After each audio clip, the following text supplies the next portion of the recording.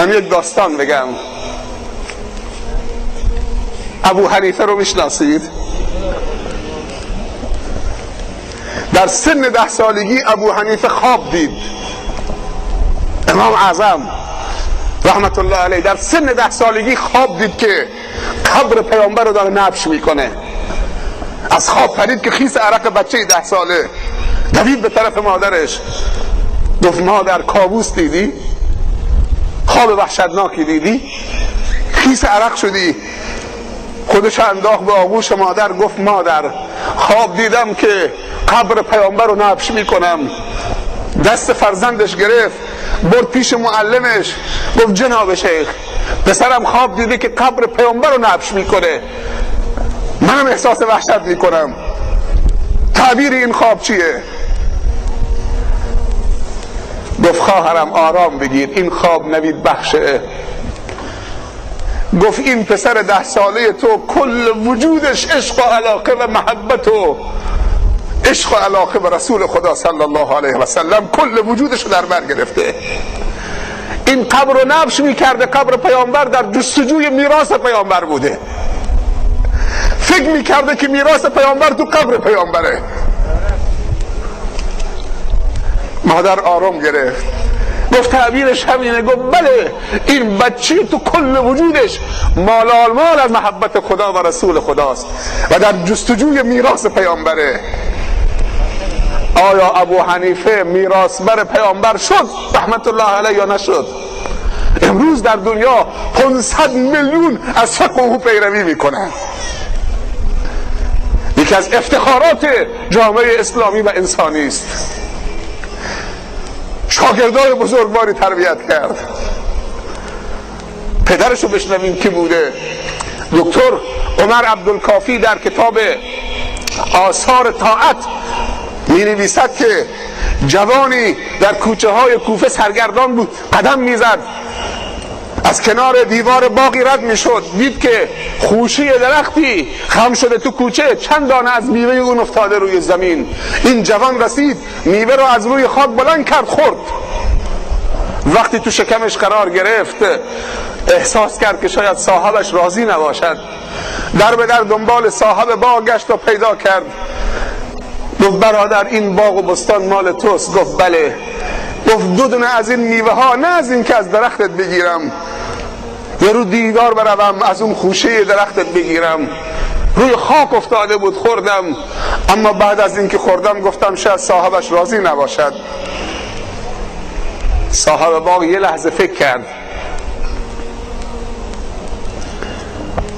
بعد گفت که بله صاحب باغ منم و من حلال نمی کنم، نمی بخشمت بدون اجازه من. صاحب باغ بیزنسمن بود، تاجر بود، تاجر حکیم عاقل و دوراندیش بود. سرمایه رو 4 تا بته نخل و پرتقال و سیب و درخت به حساب نمی آورد. وقتی این جوان با این ایمان و خدا ترسی و حلال خوری دید 2 دانه‌ای که تو کوچه افتاده، گفت من باید باغو از دست بدم. این صاحب تقوا و خدا ترس و مؤمن، این جوان مجرد و این باید هر کاری بکنم جزو سرمایه های خودم بکنم.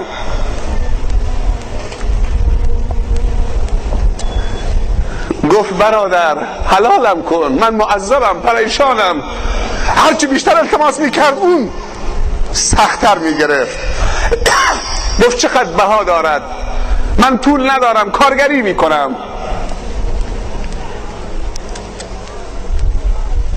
گفت اجیرم نمیخوام. همون پیشنهادی که دختران شعیب به شعیب دادن علیه السلام، یا ابت استاجره ان خیر من استاجرت القوی الامین. ای بابا این جوان موسی رو اجیر بکن تا پیش ما کار بکنه، 2 تا صفت داره، نگذار که از دستت بره. دختراش بهش گفتن. بابا گفت که پیغمبر بود، پیغمبر شعیب. گفت دخترام این 2 تا صفتش چیه که شما میگی اونو اجیر کن؟ گفت یکی قویست، یکی امینه. نهایتش گفت که پسرم به یک شرط حلالت میکنم، دختری دارم کر کور لال فلجه، باش ازدواج کن. گفت چشم. درنگ نکرد، فکر نکرد. بعد از اینکه گفت چشم، گفت پسرم دوست دارید قبل از صیغه عقد همسر آینده تو ببینید؟ گفت نه. به خاطر اون و من یتق الله یجعل له مخرجا، کسی که از خدا بترسه. صیغه رو خوندن، داماد شد. وقتی رفت تو حجله دید که مثل این که قطعه از قرص بدر ماه شب 14 قطع بکنن تو صورت این دختر، یک پارچه نوره. گفت السلام علیکم و رحمت الله و برکاته. همسرش جواب داد و علیکم السلام و رحمت الله و برکاته، اهلا و سهلا، خوش آمدید شوهر عزیزم. بعد گفت تو صدای منو شنیدید؟ تو جواب سلام منو دادید؟ گفت بله. تو سالمید؟ گفت بله. پس این جریان حرف پدر شما چی بود؟ گفت پدر من لا ازکی علی الله احدا، اما انسان خدا ترس و با تقوایی است. درست تاجر باغداره. گفت وقتی که ما رو تربیت کرده از کودکی و بچگی، این چشم کور بوده از حرام، این گوش کر بوده از حرام، این زبان کر بوده از گفتن حرام، این دست و پا فلج بوده از دادن و گرفتن حرام، رفتن و آمدن از جای حرام. نتیجه اون شب نطفه‌ای بسته شد. از اون نطفه نوزاد پسری به دنیا آمد و اون بچه در سن 10 سالگی خواب می‌بیند که قبر پیامبر رو نبش می‌کند.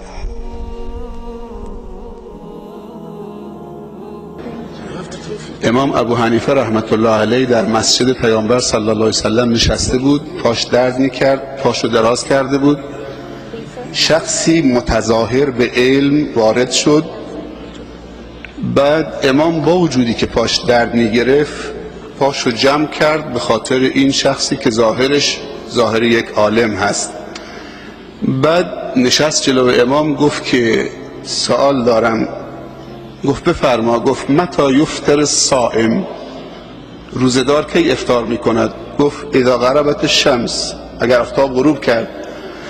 گفت که و اذا لم تغرب الشمس، اگر آفتاب غروب نکرد چه کار باید کرد؟ گفت که جاز لابی حنیفه ان یمد رجله، ابو حنیفه پاشو از نو دراز میکنه. یعنی ابو حنیفه نیاز نداشت که پیروانش جاهل باشن، فکر کردن و تعطیل بکنن. علما میگن فکر انسان مثل چتر نجاته. وقتی یک کماندویی از هواپیما خودشو پرت میکنه پایین، چتر رو اگر باز نکنه سقوط میکنه. این فکر اگر باز نشه انسان دچار مشکل میشه. ما امروز جمع شدیم از ملت‌ها و تمدن‌ها و ادیان و مذاهب مختلف فقهی و فکری جهان اسلام. جمع شدیم که چی بگیم؟ که فقط بگیم گذشتگان ما این بودن. کن ابن من شئت و اکتسب ادبا، انظر الی ما قال ولا تنظر الی من قال. این تفکر ابو حنیفه بود. پس ما باید نگاه بکنیم که چی گفته می شود. امام ابو حنیفه امام نشدن مگر این که در عراق بودن. عراق ملتقای تمدنها، ادیان، مخالف و موافق بود. امام ابو حنیفه کسی بود که میخواست معاند تبدیل به مخالف و مخالف تبدیل به موافق بشه. مشهور است که با 22 فرقه از خوارج به مناظره نشست، تحمل کرد و روزی 70 تا از خوارج 70 نفر شمشیر رو از غلاف کشیده بودن، آمدن به محضر امام، اینطوری برخورد کردن: یا عدو امت الاسلامیه، یا عدو الامه، من یعنی برام خیلی سخته که بگم، ولی خوارج بودن یا شیطان الامه. این 70 نفری که میبینید شمشیر کشیدن، میخوان شمشیرشون رو با خون تو رنگین بکنن و براشون بهتره از جهاد 70 سال. امام ابی حنیفه تحمل کرد. ما جمع نشدیم که بگیم لیس الفتا من قال کان ابی ان الفتا من قالها انا ذا. ما چی داریم؟ ما همیشه تعریف و تمجید از گذشتگانمون میکنیم. تا کی میخوایم همینطوری بدون فکر؟ ما باید احساساتمون رو کنترل بکنیم، احساسی حرف نزنیم، احساسات آمیخته به تعقل باشد. من خوشحال شدم که در آخر این برنامه افرادی دیدم که شهامت شفافیت و دلسوزی داشتن. جایی انسان رشد میکنه که تصادم آرا و افکار باشه.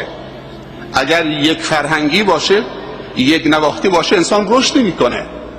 امام ابو حنیفه 4000 معلم دیده. ما 5 تا جهاد داریم. والذین جاهدوا فینا لنهدینهم سبلنا و ان الله لمع المحسنین.